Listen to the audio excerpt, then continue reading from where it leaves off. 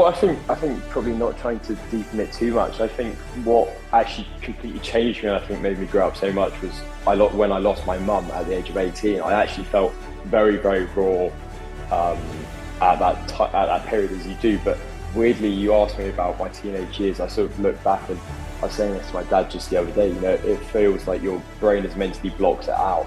Following the passing of mum, I had two options really. I was at university at the time. I either thought, okay, I'll drop out or drop a year and stagnate my life and sit around moping, or be okay, how can I not spin this, but how can I make genuinely the best out of this situation? But no, I don't think men often voluntarily talk. I don't voluntarily talk, actually, and that's the biggest issue with, I find, is leading this project is I'm probably our target demographic, but equally the worst customer. I think there's this perception that big stars and big influencers, and they don't have these issues. But I think everyone has these issues, and how they're spoken about and sat down and talked over a pint can really remove a lot of perceptions of people. Hi, my name's Andrew Payne. Welcome to Men on Show. And today I'm delighted to have Ben Mason on the show, a student at Bristol University. In fact, the youngest podcast guest so far on Men on Show, one of the founding members of the Grieving Pint, bringing together two of my most favorite things, beer and chat, but for a purpose, to create spaces to support men in particular. I really want to sort of dive into what the Grieving Pint is about, what Ben's plans are, and of course, as the youngest ever member on the show, it'd be really great to get your ideas, Ben, around masculinity, what young men are thinking about. Andrew Tate, we hear so much about him. So how's he going down at home? So all this great stuff. Ben, welcome to the show. Hey Andrew, thank you so much for having me. Really, really excited to be on here, and can't wait to get into it. Cool. Well, look, let's always start at the beginning. That's how I like to start. So kind of thinking about yourself growing up as a teenager, who kind of inspired you? Was there anybody that stands out to you as a guy? Yeah, I think, well, I should probably disclose this early on. I'm quite a big Spurs fan, and I think always growing up, I think, watching a lot of Harry Kane, I think always inspired me a bit. Not that I was any good on the football pitch, but just the leadership qualities in which that, looking around a team and really picking up one another, I think is such an inspiration to follow suit. But I can't say I ever had any particularly clear role models. I just sort of, I guess, found my way, sort of chugged through under the stewardship of tutors and mentors, and ended up at Bristol University, where you're surrounded by so many highly intellectual people who are full of drive and passion for what they study and what they partake in around their studies. I think that you sort of not fall out, but you sort of drift away from needing that sort of single person, but it's more about the environment in which you create, which actually drives you on and guides you. But growing up, I think I've always been into my sport. Was huge into cycling for a very long period of time, and just the driven determination of trying to excel in a sport, I think, is what has really pushed me on for so many years.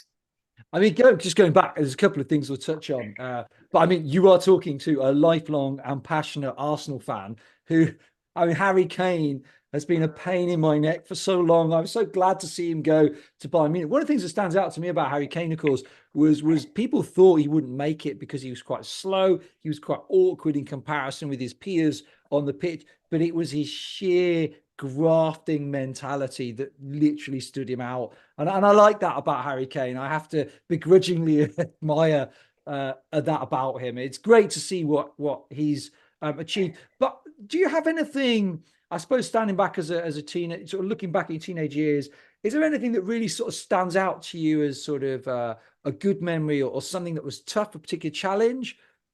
Well, I think probably not trying to deepen it too much. I think what actually completely changed me, and I think made me grow up so much, was when I lost my mum at the age of 18. I actually felt very, very raw at that period, as you do. But weirdly, you asked me about my teenage years. I sort of look back, and I was saying this to my dad just the other day. It feels like your brain has mentally blocked it out because of what happened and how much trauma that instilled on what went on. So I actually think I in a weird way, I do remember school and I remember growing up and I remember sort of you work out finding yourself and finding what you're passionate about. But I don't remember childhood particularly distinctly. That's not because it was particularly bad or I was unfortunate. I've been so fortunate to grow up in a very nice part of London and it be very comfortable. But that doesn't mean bad things don't happen. And my brain is sort of mentally blocked out most of that period before mum passing, which there's so many fond memories. But I really feel like I know it's cliche, but became a bit more of a grown up following that and realized there's a responsibility that I now need to not guide myself, but understand what I am and understand who I am and understand what my purpose is on the planet. Following that. So I mean, that came at a time where you still, I mean, we always need our parents, don't we, really? But like, Yeah, there's so much change happening there, maybe going off to uni, the yeah, next stage. I mean, yeah, wow, wow, that's a big. And I mean, if you look at the uni thing for a moment, was that always an aspiration for you? Was it a last minute thing, or were you always pretty clear, sort of going into your latter teens? That's what, 16, 17, you knew you were yeah. going to go. Yeah, I think uni always appealed to me, just sort of to you know really try and drive on and sort of almost see how far you can get really and really push for the upper echelons of what I could achieve academically. So when I was there as a teenager and A levels hit, sorry, coronavirus hit just as I was doing my A levels. So I'm sure many people who might be listening will immediately think I got an easy ride in A levels, which isn't quite the case. But I realized it really provided me an opportunity to actually excel as well as I could in my academics because I had not all the time in the world, but you couldn't do anything else. So I thought I'd put my mind to my academics and really sort of hone in and see how well I could perform. And that was, fortunately was able to unlock a course I really enjoy at Bristol. And I've always sort of aspired to do with economics and management. And what's the beauty of that has been, it means I've understood leadership better and I've understood how to create a team and an enterprise, which I have done in the Grieving Pint. And it's, given me a toolbox, which now means I can help give back to society and also hopefully develops a corporate career. I mean, it's quite a humble approach you have there, and you're saying, some people might say you had it easy with A levels and coronavirus, and I'm thinking, well, I don't see how that's at all possible. In Yeah. that it shut down a lot of our face-to-face social contact. It shut down a lot of activities that you might have relied on to sort of just freshen up what was going on. To really have that self-drive and discipline. I mean, I take my hat off to you. Not an easy time to do your A levels at all. I would say quite the opposite.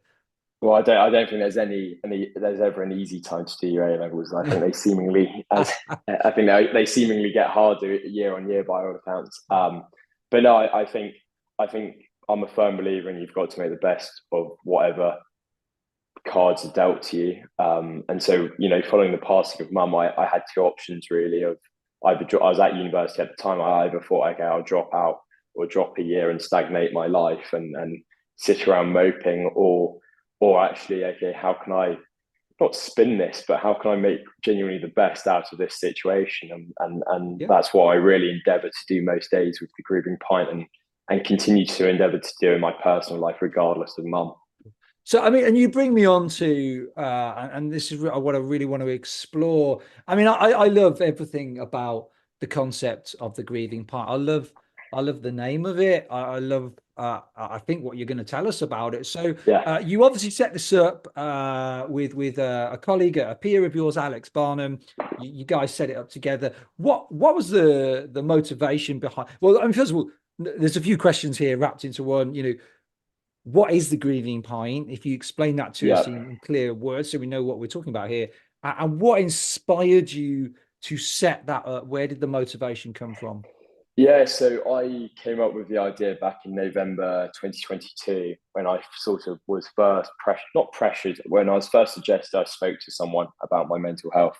Not that it got particularly bad, just because I think a lot of predominantly female influences around me had sort of suggested, mum's friends, girlfriends, different peers had sort of said, maybe you should try talking to someone. And I sort of pushed it off and then I engaged in it to some degree, but I could never find a rhythm or a situation that would work for me because I'm not, you know, I like to think of myself as fairly stereotypical in terms of being a bloke. I quite like, sport, going down the pub, my mates, and talking to someone over a box of tissues doesn't really, fit into any of that remit. So I struggled to find a position where I could actually open up about how I was feeling. However, I did find that I'd do it at my local pub with whatever company was there, voluntary or involuntary, uh, attendance. And so that sort of was the founding of it. And I reached out to a peer, Alex, at the time, to sort of suggest to him, as I know he's quite an equally driven individual, to see if he would, be a sort of a founding member and help support my vision and help get it off the ground, which he did in a very, very brilliant way. And so the Grieving Pint, in essence, is just an opportunity for young men to get together around a pint of their choice. It doesn't have to be alcoholic. We promote responsible drinking only, and speak about their mental health and mental well-being. The conversation isn't 100% about mental health. It's a very usual pub evening with all associated banter and different comments and conversations, but it just is a evening where it's commonly known that it's okay to speak about your mental health, and it's really just trying to create a movement for young men to be able to talk about it in positions where they might otherwise not be able to do so.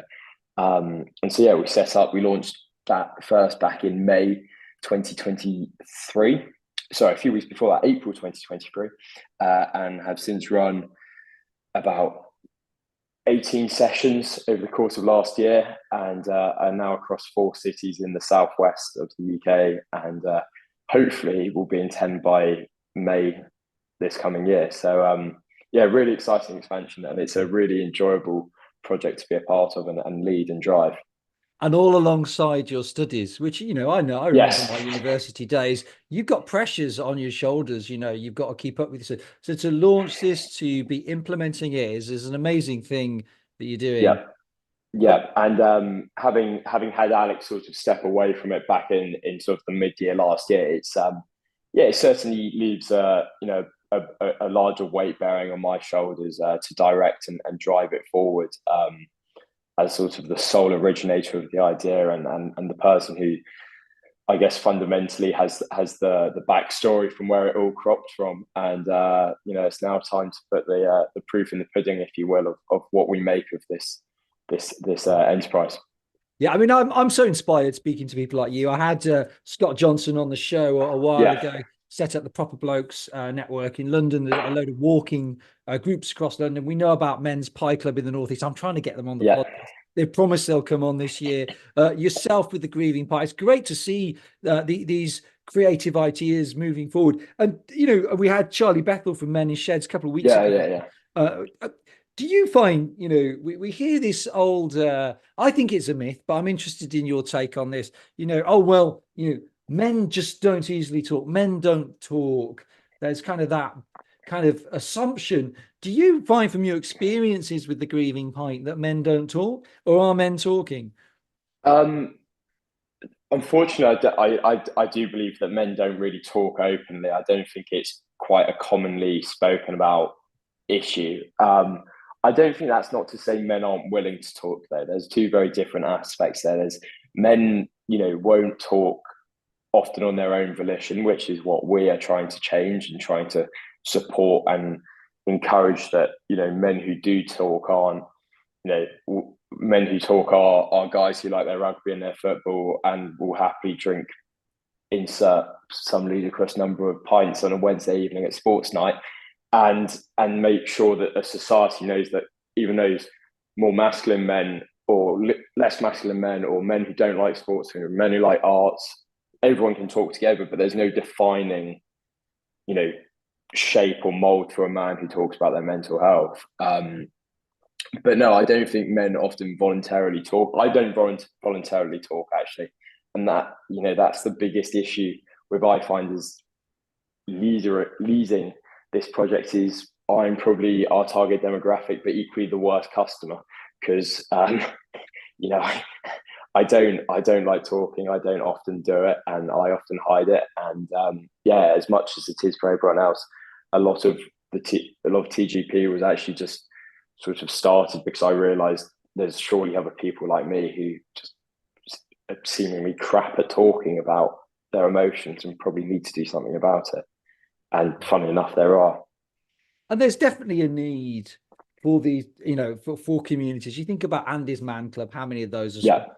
You think about what you're seeing in your work with the Grieving Pint, men in sheds, over 1,000 sheds No, across no, the UK. it's And insane. so, to my mind, just my own thought on this is, I think men do want to talk. I think instinctively, if we don't feel safe, if there's not like a ready community that we feel bonded to, that we feel like we could speak openly about without fear of reprisals, and then we won't necessarily speak that openly. But if those communities are there and we're aware of them, then we Mm, may well plug into them, particularly if they mm, plug into our interests. So I talk quite easily on a Friday night after a game of football because that's what I'm all about. I yeah, play football. I love playing, and I'm much more like you. I'll open up more in a pint. Put me in a therapy room with a box of tissues, probably less so. yeah. But if that same therapist, could be female or male, was in a pub with me in a pint, I'd probably open up a lot more easily.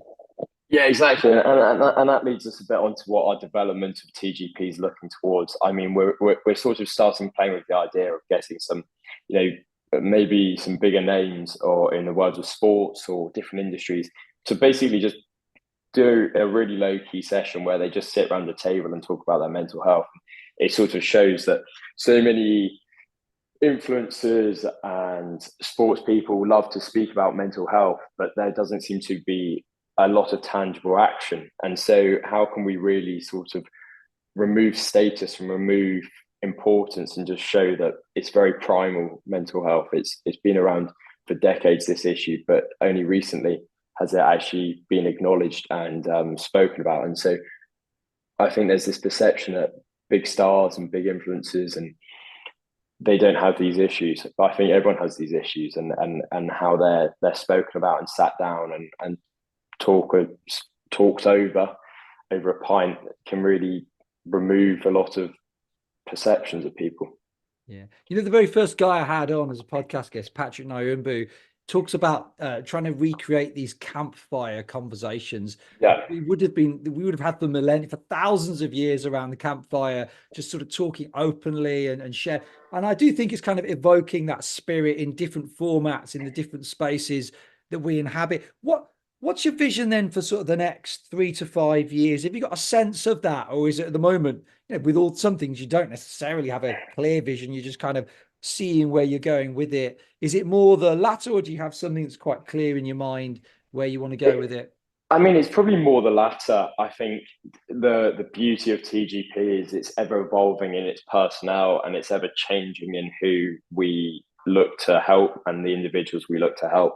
Um, it's becoming more and more a community project in the sense of we have different people doing our logo design, which we've just redone, and we've got other people creating, campaigns for us. And the sort of the individual cohort is quite a core group. We've got about 10 or 15 of us who run it, but we have about an associated 50 people who run it in different cities and keep the branches going and stuff like that. And so it's hard to say because a lot of us are students, and I've probably only got a few more months on my tenure. That's probably the news from me, but that's not to say TGP won't live on in a different remit. And I'd like to see another student or another young man take it on as a responsibility and Yeah. just use it really as a vehicle for young men to get leadership experience from a corporate side of corporate aspect of thinking, okay, here's an enterprise which lots of young people can run and do their own little stint, and they might do 6 months, they might do 12 months, they might have their own plan,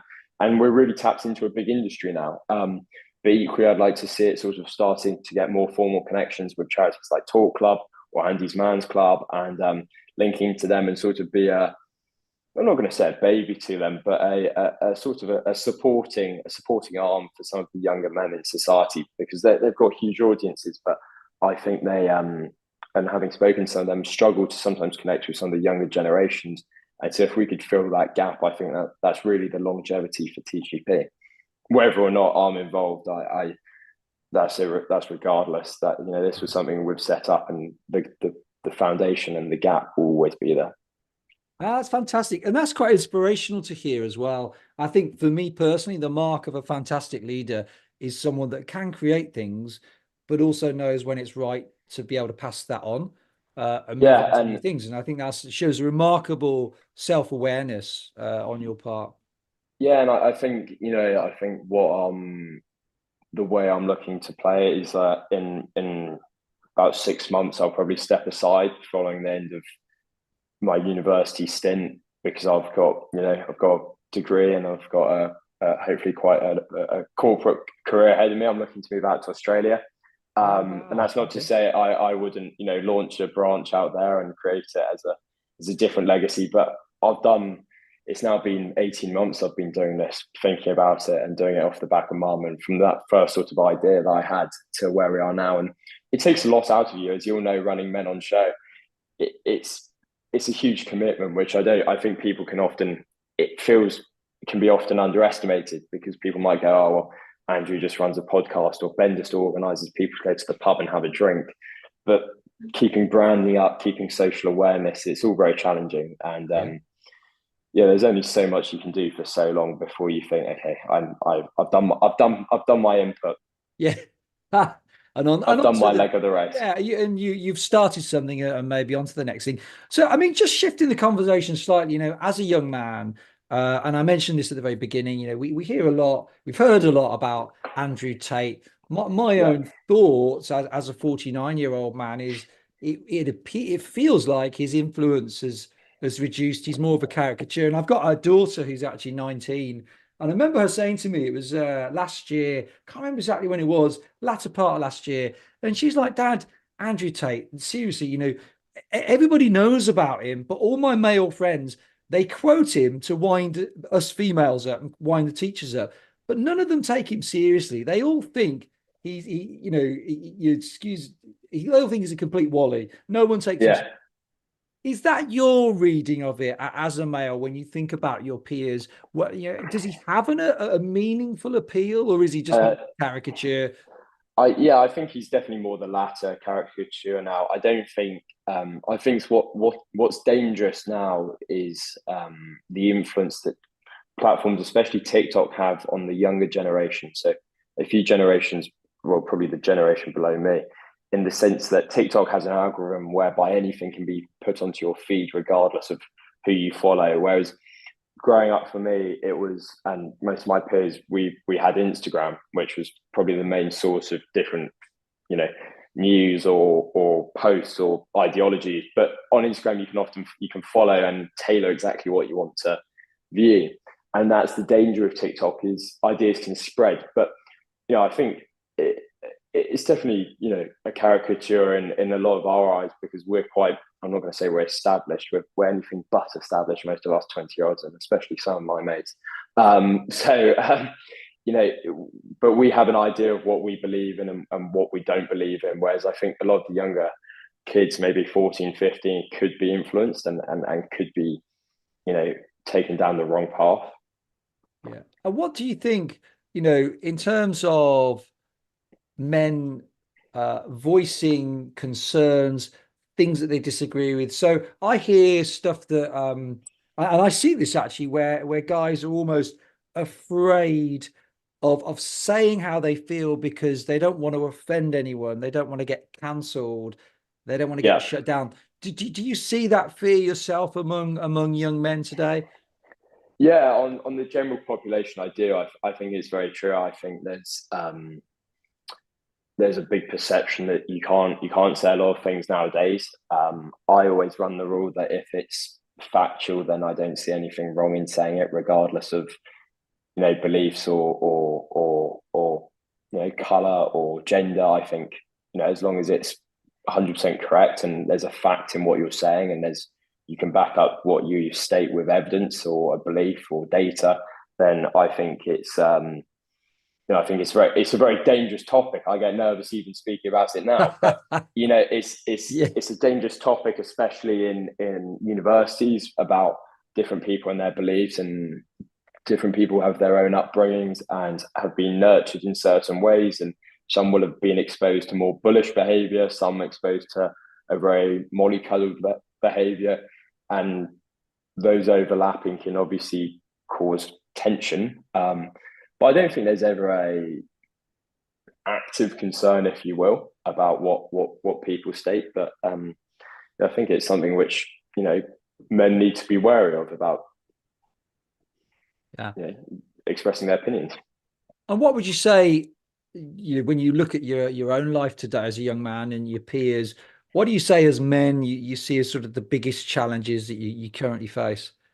Well, I'll probably, again, I'm not sure if I'll get in trouble for saying this, but I think the big issue is sort of, you know, there is something to be said about being a white middle class male these days in the UK, in the sense that I think the world has been phenomenally developed in a brilliant way to promote a lot of different ethnicities and a lot of different diversification, which is sensational. But I think it does need to be taken to a certain point where we don't forget what equality actually is. It's not the fact that we're disregarding people. It's the fact that when there's negative discrimination, as you know, very damaging for certain parts of the population. But I do firmly believe that everyone should have an equal opportunity, regardless of gender, race, skin color, upbringing, education. You know, these are factors that individuals, we don't choose. You know, I didn't choose to be born where I was. I didn't choose to be a man. I didn't choose to be white. You know, just as I'm sure there are women who think I didn't choose to be like this, but often a lot of social movements revolve around promoting or honing in on certain aspects of society where actually there is, as I'm proving in mental health, there is actually a demand amongst young men. That's an issue. But because people think we're young men, people don't think we've actually got an issue, because everyone thinks we're fine. Yeah. And I mean, I'm heartened. I do think some things have moved forward. I think with the campaign for a minister for men, although there has been some kickback on that, not as much as you might have imagined there could be. And I think that will progress forward. I think we'll you know, and that's good news. I'm heartened by that. And I do believe that most people increasingly, and you have people on the extremes, most men and women understand that every pound invested for women's welfare is actually a pound for the men that love those women, and vice versa. And I think increasingly we're seeing sensible debate, but I'm passionate about sensible debate, men and women standing shoulder to shoulder, women calling out the dividers and haters that might be female, particularly, and men doing the same, and really trying to stand alongside each other and truly thinking about what equality is, and understanding that actually for a white man from a council estate that's come from generational poverty, how is he advantaged? How is he privileged? And just having that debate openly and rationally. Precisely. And by the same token, there's nothing to say that on the other end of the scale that white men from, you know, phenomenally privileged backgrounds aren't struggling massively with their own mental health. You know, I've been so unfortunate to see through, you know, being in a certain remit of schools, which a lot of people would probably just write off of thinking everyone's very comfortable. I've seen unfortunately, several peers have decided to take their own life. And it's clear that, you know, not every young white guy is all right. I'm not going to say there seems to be a public perception, but I seem to think that for whatever reason, people just go, "Oh, these guys, they'll figure it out. They'll be all right. They're always all right." And actually, no, there is a silent epidemic going on, and people aren't recognizing it. Yeah, I mean, I had a guy recently who it was actually only a couple of weeks ago. So he's a speaker, a fellow speaker, and he's a white middle class male, and he apologized to me for having an opinion on diversity and inclusion. He said, "Look, I'm really sorry as a white middle class guy. I know I shouldn't have an opinion." It's like, well, you can have an opinion on it. Well, Everyone's entitled to an opinion. Even just what I was saying just then about 2 minutes ago in this podcast, I'm now sort of replaying in my head thinking, oh God, did I say anything wrong? Because there is this social pressure, but I do firmly believe that, you know, everyone has challenges. To be really clear on my stance point, everyone has challenges. It should just be equality across, you know, across women, across men, across races, across backgrounds, across educational levels. And that goes in corporate hiring, Yeah. non-corporate hiring, welfare services. I just think it should be equal. I'm not saying like, you know, Yeah, white no, guys should absolutely. get more, or you know, purple people should get more, whatever. It's just about, you know, the ludicrousy I think it's got to, though, is men don't feel they can actually speak out. I don't feel now that I could actually speak out and say that, because I'm so Yeah. worried about people perceiving it Yeah. that, you know, Well, I don't yeah. support diversity. Yeah, and I think you know, we'll move on to something more positive in a moment, just to Yeah, conclude. But I was delivering a session a couple of months ago to a company where the speaker after me was going to be talking about diversity and inclusion, and I'd done my bit. There's a bit of a break, and they wanted me to stick around and network just in case yeah, anyone had any questions. And one guy was saying to me, he was dreading the next bit because there's a lot with what there's the with the piece on diversity and inclusion there that he disagrees with, but he knows he's not allowed to voice yeah, any rational debate. And we need to not lose the art of rational debate if it is rational and sensitive and thoughtful. yeah. And I think we're both, that's pretty much what we're saying, that we're passionate about equality, but we can't lose freedom of speech as long as our speech is sensitive and rational and well thought out. Yeah, no, I think there has to be a component of understanding for all. I think that's the overriding factor. But nowadays, even on hiring applications, a lot of people comment that you can look through and it can be, okay, women in finance, brilliant. People from ethnic diversity in finance, brilliant. Or people in ethnic engineering, brilliant.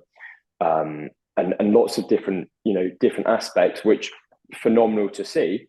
But in a society where we're promoting everyone to be able to see themselves, an individual like myself, or an individual like some of my peers, or an individual like yourself would probably look at that hiring application and think, actually, I don't see myself. Maybe, you know, it starts to feel like, okay, maybe they don't want me. And then you start self-doubting, thinking, well, what Yeah. have I done? You know, I've worked hard at school. I've done my best, given my cards. I've tried my best regardless of adverse situations like my mum.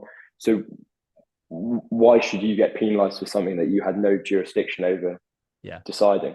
Yeah. Yeah, it's ludicrous. Yeah. So how do we, you know, and sort of coming to the concluding part, how do we help men and boys? You know, when you think about the young men, you mentioned yourself, you've known Yeah, peers that have, you know, on paper, you know, come from privileged backgrounds, you could yeah, argue, yet they've still tragically taken their own lives, died by yeah. suicide. How do we help young and men and boys to be the best version of themselves? You know, practically, what are some of the things we need to be doing?